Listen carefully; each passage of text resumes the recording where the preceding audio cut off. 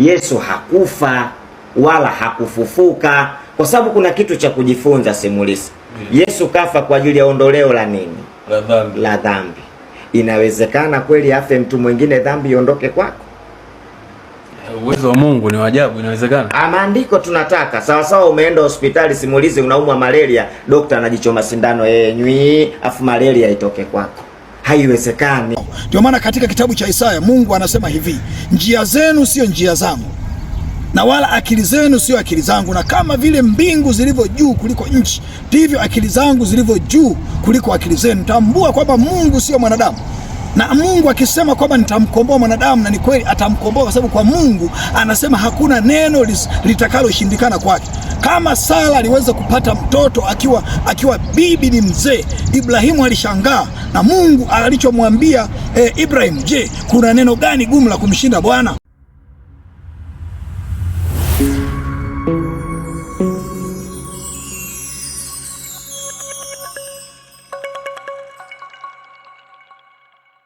Bwana Yesu asifiwe, mtu wa Mungu. Bwana Yesu asifiwe sana. Kwa dakika chache sitakuchosha, na ninajua hili neno la Mungu ambalo nataka liende kukufungua masikio yako.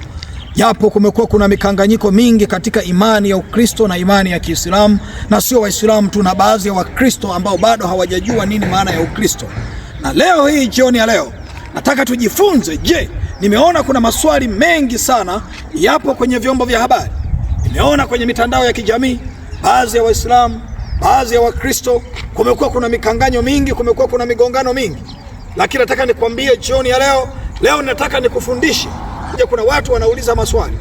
Je, ni kweli Yesu alifufuka?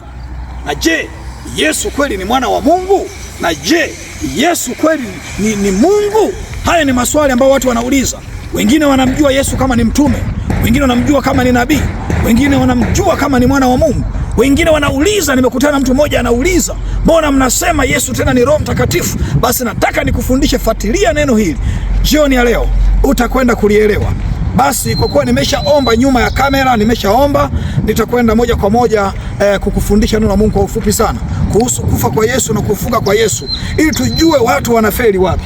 Basi tutakwenda kusoma katika kitabu ambacho wengi wanajua kama ni Injili, na ndivyo ilivyo, Injili ya Mathayo mtakatifu, sura ile tutaanzia sura ya 27 mstari tutaanza wa 62. Biblia inasema hivi: hata siku ya pili ndiyo iliyo siku ya ibada ya maandalio, wakuu wa makuhani na Mafarisayo wakamkusanyikia Pilato, wakasema, Bwana, tumekumbuka kwamba yule mjanja alisema alipokuwa akali hai, baada ya siku 3 atafufuka. Basi amuru kwamba kaburi lilindwe salama hata siku ya 3, wasije wanafunzi wake wakamwiba na kuwaambia watu amefufuka katika wafu. Na udanganyifu wa mwisho ukapita ule wa kwanza. Pilato akawaambia, mna askari, nendeni mkalilinde salama kaburi mjuavyo. Wakaenda wakalilinda kaburi salama kwa kutia lile jiwe muhuri pamoja na wale walinzi. Bwana Yesu asifiwe. Na nitakusomea andiko lingine, Mathayo tena 28. Hapa anasemaje? Hata sabato ilipokwisha, ikapambazuka siku ya kwanza ya juma, Mariamu Magdalena na Mariamu yule wa pili walikwenda kulitazama kaburi. Na tazama, palikuwa na tetemeko kubwa juu ya nchi, kwa sababu malaika wa Bwana alishuka kutoka mbinguni, akaja akaliviringisha lile jiwe, akalikalia. Na sura yake ilikuwa kama umeme, na mavazi yake meupe kama theluji. Na kwa kumwogopa wale walinzi wakatetemeka, wakawa kama wafu. Malaika akajibu akawaambia wale wanawake, msiogope ninyi, kwa maana najua ya kuwa mnamtafuta Yesu aliyesulubiwa. Hayupo hapa, kwani amefufuka kama alivyosema. Njooni mpatazame mahali alipolazwa. Nanyi enendeni upesi mkawaambie wanafunzi wake amefufuka katika wafu. Tazama, atawatangulia kwenda Galilaya, ndiko mtakakomwona. Haya nimekwisha kuwaambia. Wakaondoka upesi kutoka kaburini kwa hofu na furaha nyingi, wakaenda mbio kuwapasha wanafunzi habari.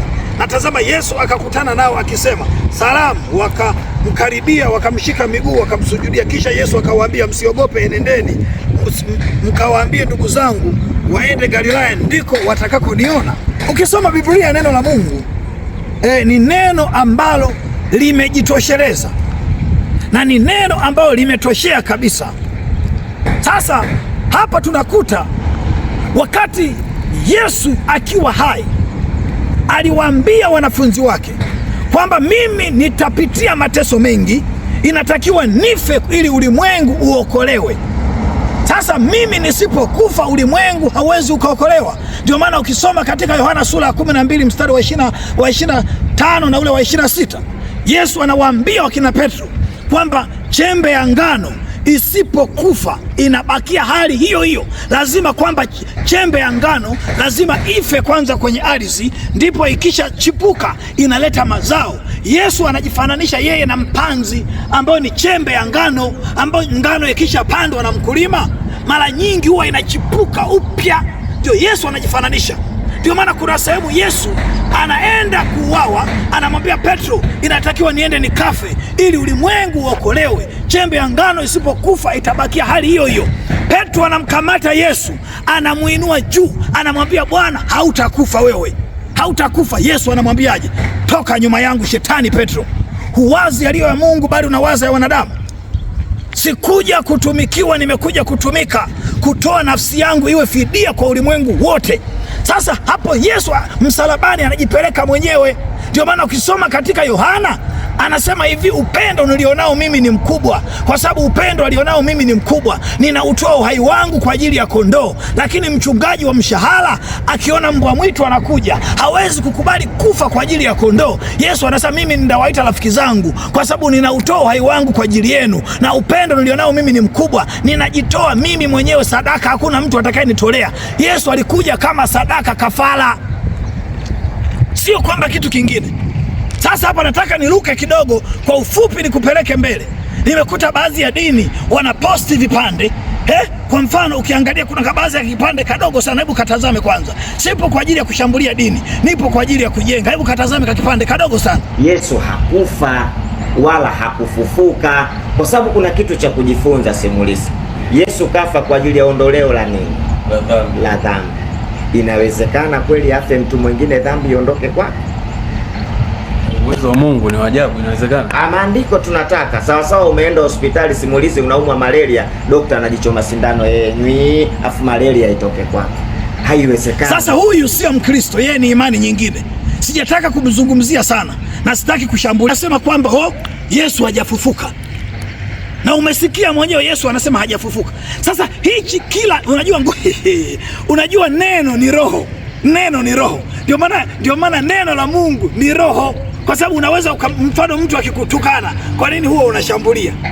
Ni roho, kwa sababu kitu kinakuuma toka moyoni. Neno ni roho. Unaweza ukaangalia watu mahubiri leo wanaposti ujinga, watu wakisha yasikiliza wanayapokea, na wakisha yapokea mwisho wa siku linakaa kwenye moyo, linakuwa kama roho. Ndio maana mtu anapokuwa anaimba jambo, hata kama waimbaji wakiimba, ukipokea ule uimbaji, ukipokea ile nyimbo, utajikuta ghafla unatembea na wewe unaanza kuimba, unaniitaka basi nitongoze nini, umesikiliza. Ndio maana watumishi wa Mungu hatutaki kusikiza nyimbo za dunia, kwa sababu nyimbo ni neno la Mungu. Ndio maana Zaburi zile ni neno, ni nyimbo za Daudi. Tunachukua kama neno. Zaburi ni nyimbo ambazo Daudi alikuwa anaimba kwa ajili ya taifa la Israeli. Hasa nyimbo ni neno, ndio maana watu wanazibadilisha kuwa wimbo. Hasa unaposikiliza maneno ya mtandaoni, maneno mengine ni sumu, yanaua imani na ukipokea. Ndio maana baadhi ya dini zinasema ukikuta Mkristo anakuja usisikilize nini, ukisikia utavutwa. Ndio maana Paulo anawaambia Warumi kwamba sitayariki kwa sababu ni uweza wa Mungu uletao wokovu, na wala sionei haya Injili. Hasa hapa nataka kufundisha jambo moja. Neno la Kikristo ndiyo Kristo mwenyewe, na kufa Yesu alikufa, na siku ya tatu amefufuka. Siku ya kwanza anawatokea wale vijana wawili, wanatoka kijiji cha Emau wanakwenda sehemu fulani. Kwanza amewatokea Mariamu Magdalena kama nilivyowasomea, wako makaburini wanaenda kutazama kaburi. Unajua zamani, desturi za zamani Wayahudi, makaburi lazima unaenda kuangalia. Mpaka sisi makabila yetu, mtu akifa kesho unaenda kutazama. Hasa wamekaa siku ya tatu, siku ya kwanza inawezekana walienda, ya pili, ya tatu. Alafu ghafla ilivyofika, kabla haijafika siku ya tatu, ndipo hao mama wanakwenda.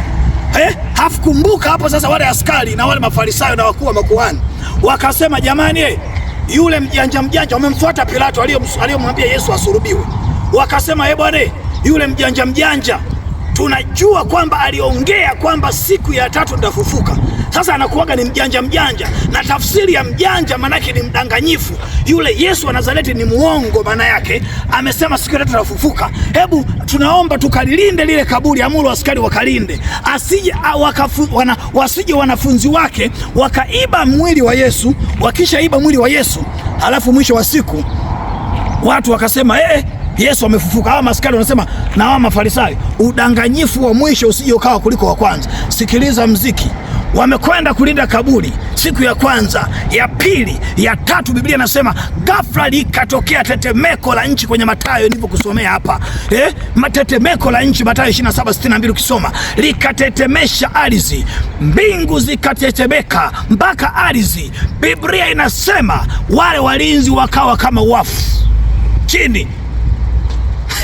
Halafu walipokutana na kile kitu, Biblia inasema wakaondoka, wameenda mpaka kwa wale Mafarisayo, wakaambia jamani, Yesu hayupo, kaburi liko wazi, amefufuka kweli kweli. Ndipo Biblia inasema wakaongwa vipande vya fedha kwamba semeni ya kufufuka. Sikiliza, shetani ni muongo, hataki imani ya ufufuo iwepo. Na ndio maana nataka nikwambie jioni ya leo, Yesu yupo, alikuja kwa ajili ya kufa na akafufuka kwa ajili yetu, na anasema kabisa wazi kwenye maandiko. Hasa wewe kama unamwamini nabii, si ndio? Wengi kwenye Biblia wanasema Yesu tunamwamini kama nabii. Haya, je, nabii huwa ananena maneno ya nani?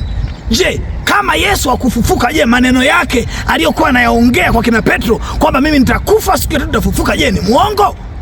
Je, alikuwa anawaambia ulimwengu kwamba yafaa mimi nife, je, ni muongo? Wakina Isaya wametabiri, wakina Zekaria wametabiri. Zakaria mwenyewe amemzaa Yohana Mbatizaji, ambao watu wa dini nyingine wanasema Yohana Mbatizaji mwenyewe amethibitisha kabisa, anasema mimi niko chini yake, anayekuja na nguvu kuliko mimi atawabatiza kwa nguvu nyingine, Roho Mtakatifu. Hasa je, hawa manabii wote tangu Musa ina maana wamedanganya?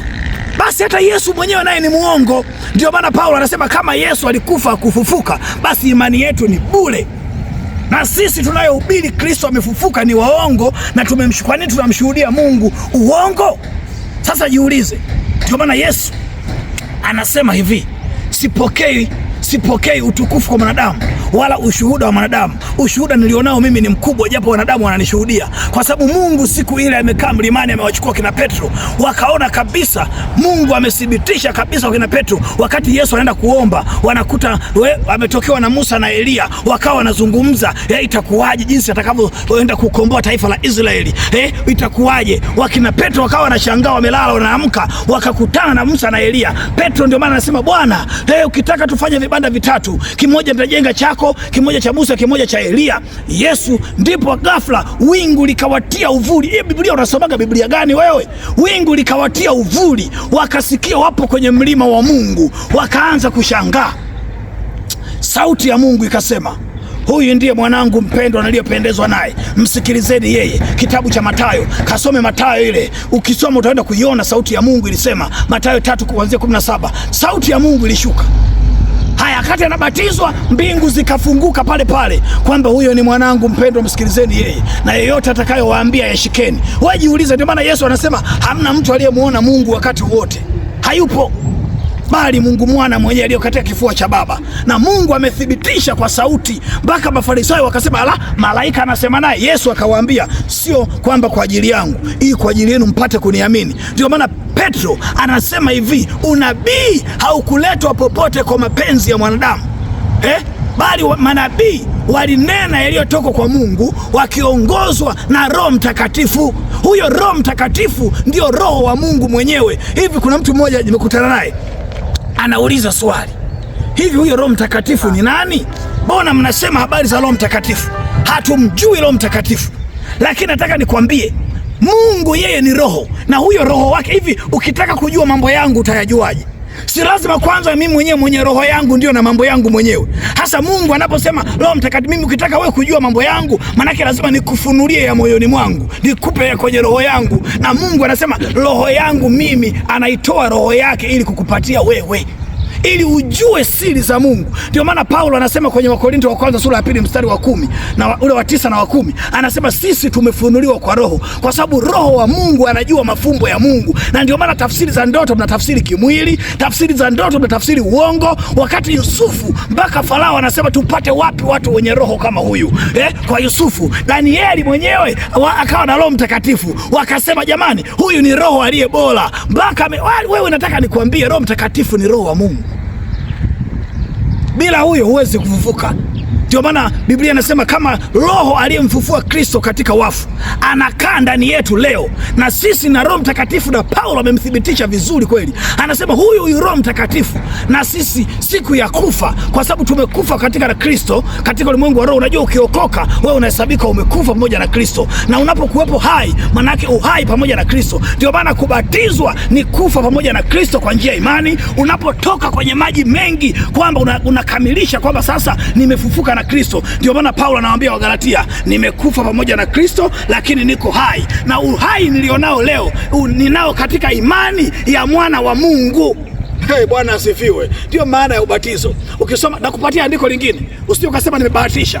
Ukisoma Warumi 6 mstari kuanzia wa 3, anasema hamjui nyinyi mliobatizwa katika Kristo mlibatizwa katika mauti yake? Yaani mlipozikwa mlikufa na Kristo kwa imani, mlipotolewa kwenye maji, mlipofufuka mmefufuka na Kristo. Kwa hiyo sisi sio wa dunia hii, na Yesu amethibitisha ninyi sio ulimwengu huu. Kama mngekuwa ulimwengu huu, ulimwengu ungewapenda. Sisi ni wa mbinguni. Na wakati Yesu anaomba kwenye kitabu cha Yohana sura ya 17, anasema Baba, mimi nipo duniani. Wakati yupo, jiulize, Yesu yuko duniani kama kweli hajafa, kwa nini anaomba hayo maombi? Anasema Baba, mimi nipo duniani na hao wapo ulimwenguni. Siombi kwamba uwatoe katika ulimwengu, bali naomba uwalinde na yule mwovu. Mimi kazi nimemaliza ile nipo nifanya. Hapo hajafa duniani. Naomba uwalinde kwa jina langu wao umoja watu hawa. Siombei ulimwengu, na waombea hawa ulionipa, kwa kuwa ni wa kwako Baba. Na Yesu anasema kwa ajili yao najiweka wakfu mwenyewe. Kwa jina langu ombeni lolote mtakalo, Baba wa mbinguni atawapa. Jina la Yesu ni jina linalopita majina ya waganga, ni jina linalopita majina ya wachawi, ni jina linalopita mizimu, linalopita Filimasoni, hata Daudi mwenyewe, Musa mwenyewe, hata majina yetu hayawezi kuingia hapo.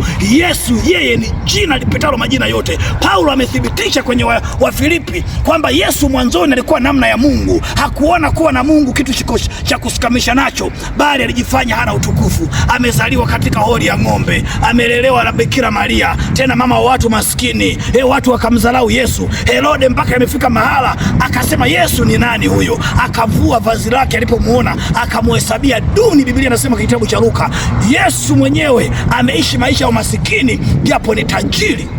Yesu ni tajiri, hakuna tajiri duniani. Ndio maana leo ukisikia Hindi, ukisikia Budha huko Mabudha, ukisikia Korea, dunia yote inamtambua Yesu. Mpaka baadhi ya dini zinatamani kumjua Yesu ni nani. Mtu mmoja juzi namuuliza juzi, wewe unamfahamu Yesu kama ni nani? Anasema namjua kama nabii. Basi umeishia hapo, upige hatua yoyote. Hata kama ukiota ndoto, hata kama umeona mafunuo, Yesu kwenye mafunuo hapatikani. Ukisoma Biblia ndio utamjua Yesu. Yesu yeye kwanza kabisa, Biblia inasema Yesu ni neno la Mungu. Huyo ndio Yesu, ni neno la Mungu lililozaliwa kwenye lile tumbo likapewa mwili, na ule mwili atakayezaliwa aitwa Yesu, ndiye atakayewaokoa watu na dhambi zao. Hapo ndio Ibilisi amewaficha baadhi ya dini, hapo ndio Ibilisi amewafumba macho. Na Yesu anasema ngoja nikusomea hapa Mathayo sio kasema mtumishi natoa maandiko yangu 11:27. Yesu anasemaje? Sikiliza. Akasemaje? Anasema hivi, akasema nimekabidhiwa vyote na Baba yangu, wala hakuna mjuaye mwana ila Baba. Hakuna mtu atakayemjua mwana ambaye ni Yesu mwenyewe, ila ni Mungu peke yake ambaye ni Baba. Hakuna mtu amjuaye mwana ila Baba, wala hakuna mtu amjuaye Baba ila mwana. Hakuna mtu anayemjua mwana ila ni Baba, na hakuna mtu anayemjua Baba ila ni mwana. Alafu hapa anamalizia anasemaje? Na yeyote ambaye mwana apenda kumfunulia. Hapa mwisho anasema njooni kwangu ninyi nyote msumbukao na kulemewa na mizigo ya dhambi, nami nitawapumzisha. Jitieni nira yangu mjifunze kwangu, kwa kuwa mimi ni mpole na mnyenyekevu wa moyo, nanyi mtapata raha nafsini mwenu. Bwana asifiwe. Hakuna mtu anayemjua Yesu zaidi ya Mungu, na hakuna mtu atakayemjua Mungu zaidi ya Yesu. Na Yesu wakati wa Mafarisayo wamemkataa, akawaambia wakina Petro, heri yenu ninyi kwa kuwa macho yenu yanaona, kwa sababu mambo haya unayoyaona, haya miujiza mnayoiona, matendo mnayoyaona, wamefichwa wenye hekima wa dunia hii na wenye akili. Mmefunuliwa watoto wachanga, ili kwa tafsiri nyepesi, wamefunuliwa mambumbumbu kama Petro. Ndio maana Petro anafanya miujiza, watu wakamuuliza, kwa jina la nani na kwa nguvu gani mmetenda hayo? Ukisoma kitabu cha Matendo ya Mitume, wanamuuliza kabisa, kwa nguvu gani na kwa jina la nani mmefanya hayo? Petro anasimama anawaambia, kwa jina la Yesu ambalo nyinyi mmemkataa, mmemsulubisha, na Mungu amemfufua katika wafu, na nguvu za Yesu zinatenda kazi. Tukisema pepo toka kwa jina la Yesu, pepo zinatoka, pepo zinapiga magoti.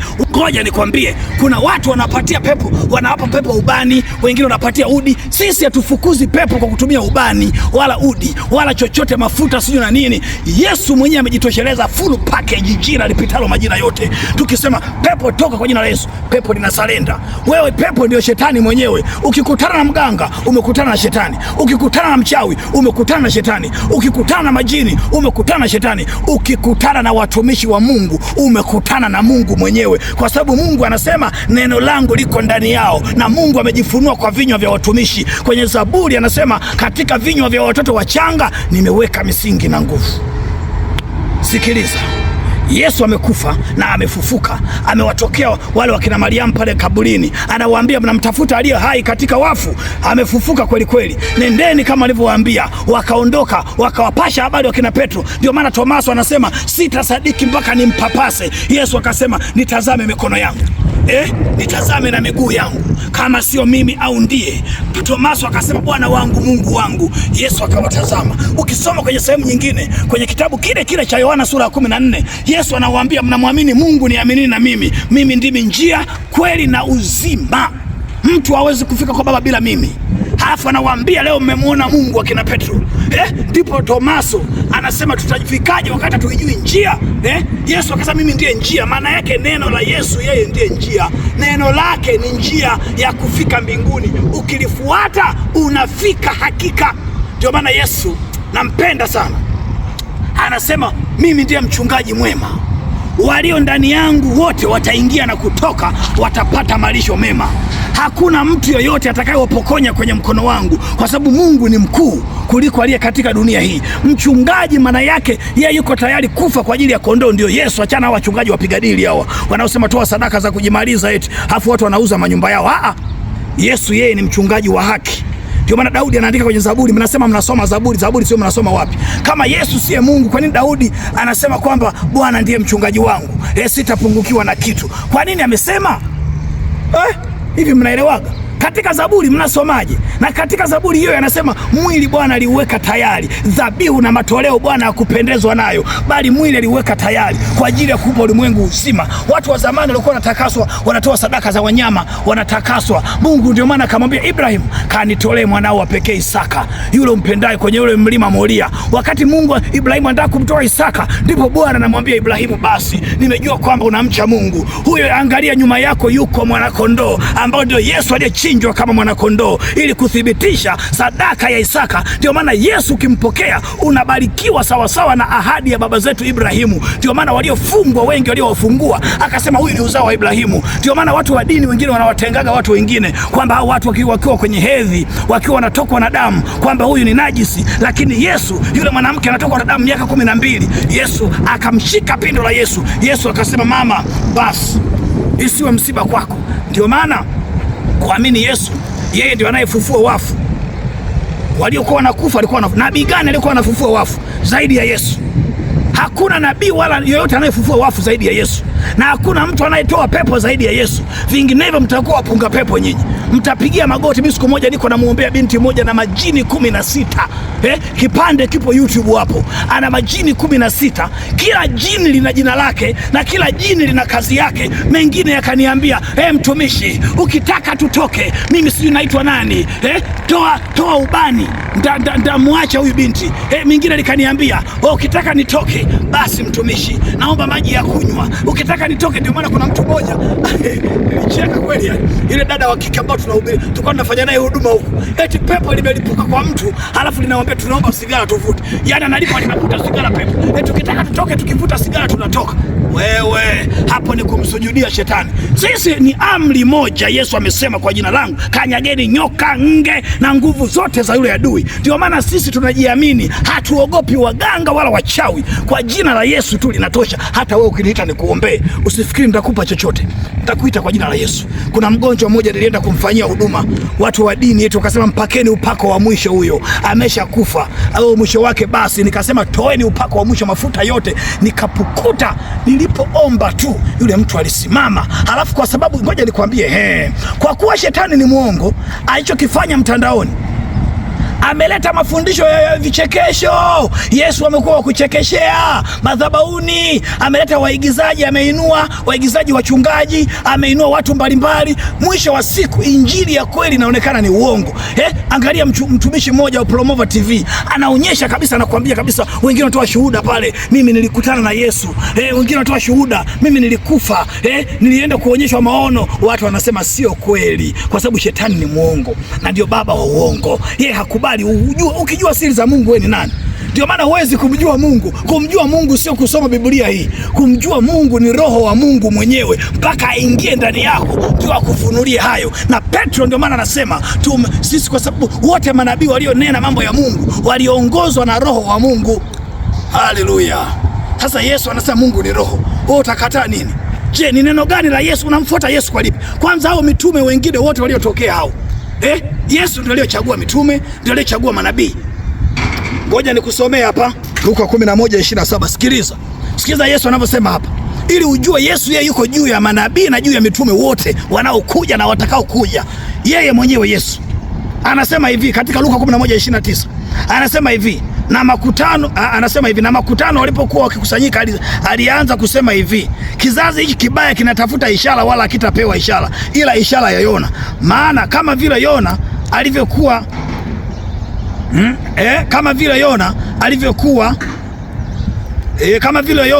alivyokuwa ishara kwa Ninawi, ndivyo itakavyokuwa watu wa kizazi hiki. Asikiliza 31, Luka 11:31. Malkia wa kusini ataondoka siku ya hukumu pamoja na watu wa kizazi hiki, naye atawahukumu kuwa na hatia, kwa sababu yeye alikuja ncha za dunia aisikie hekima ya Sulemani. Lakini hapa, sikiliza Yesu anasema, lakini hapa yupo mkubwa kuliko Sulemani.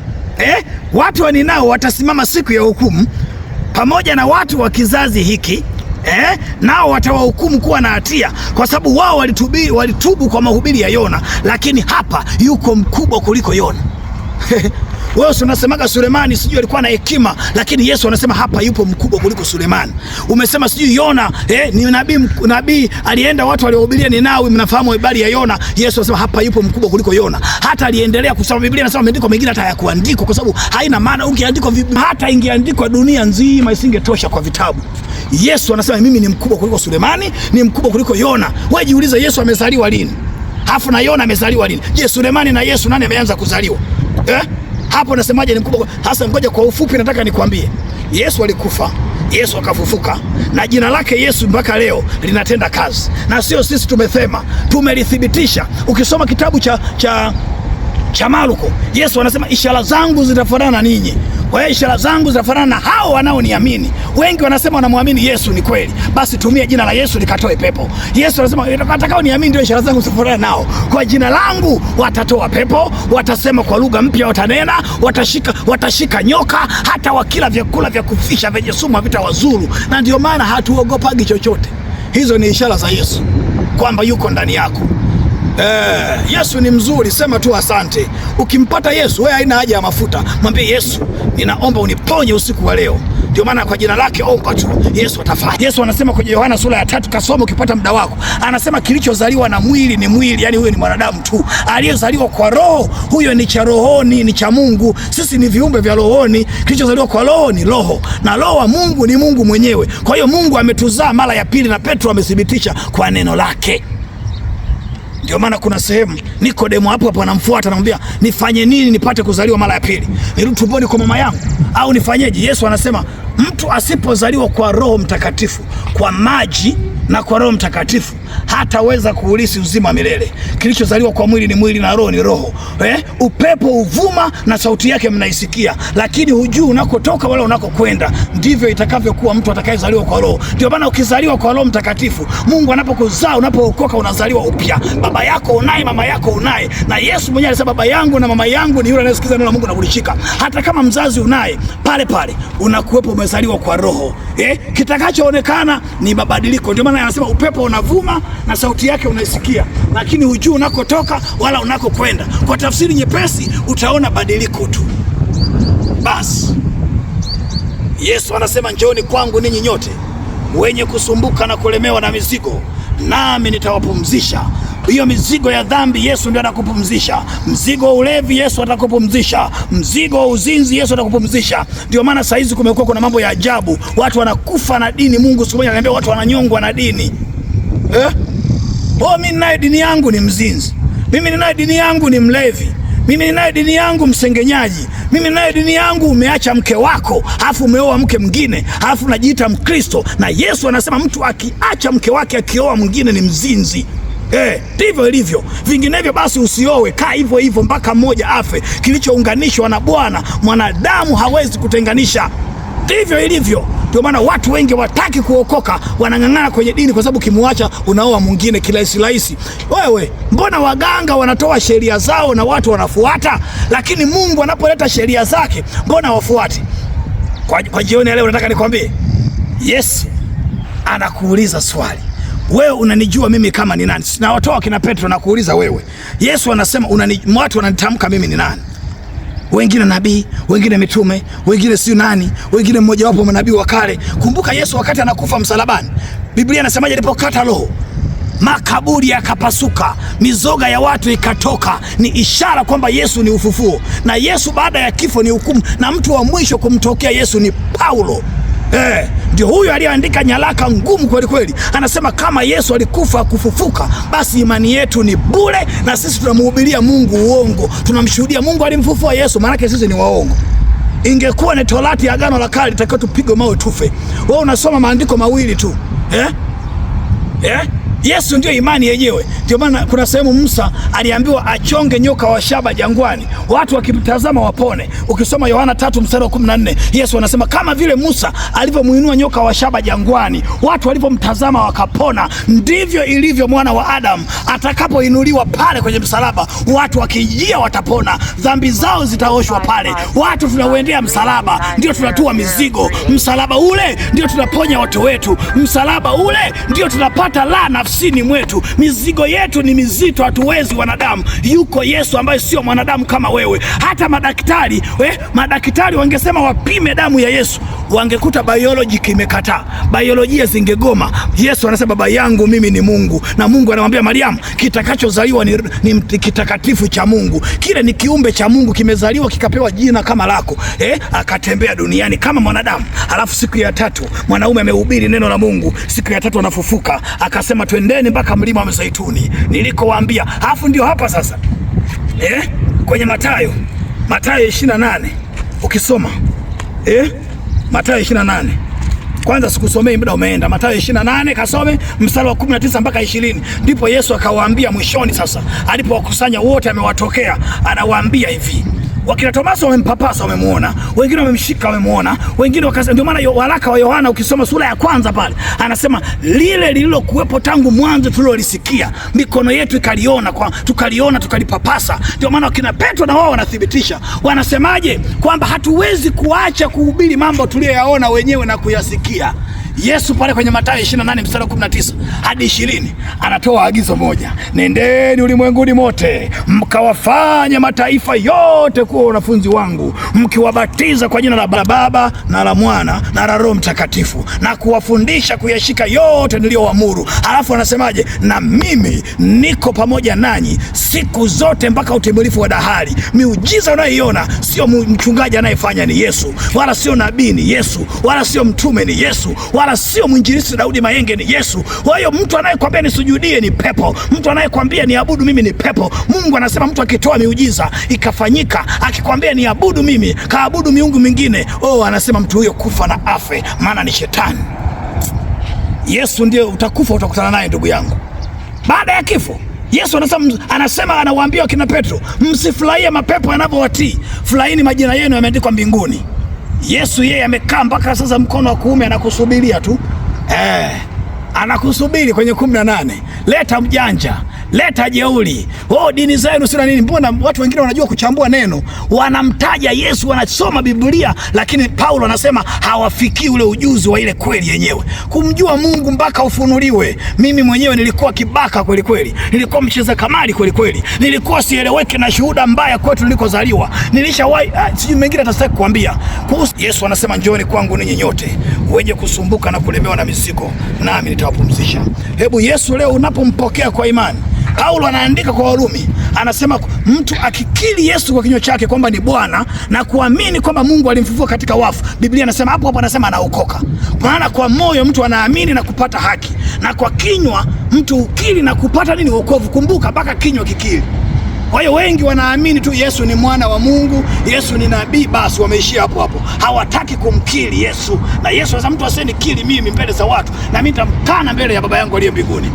Kama unataka kuokoka, sema hapo hapo ulipo. Sauti inafika mpaka ulipo. Haya, ndakuombea jioni ya leo na Mungu atakupokea.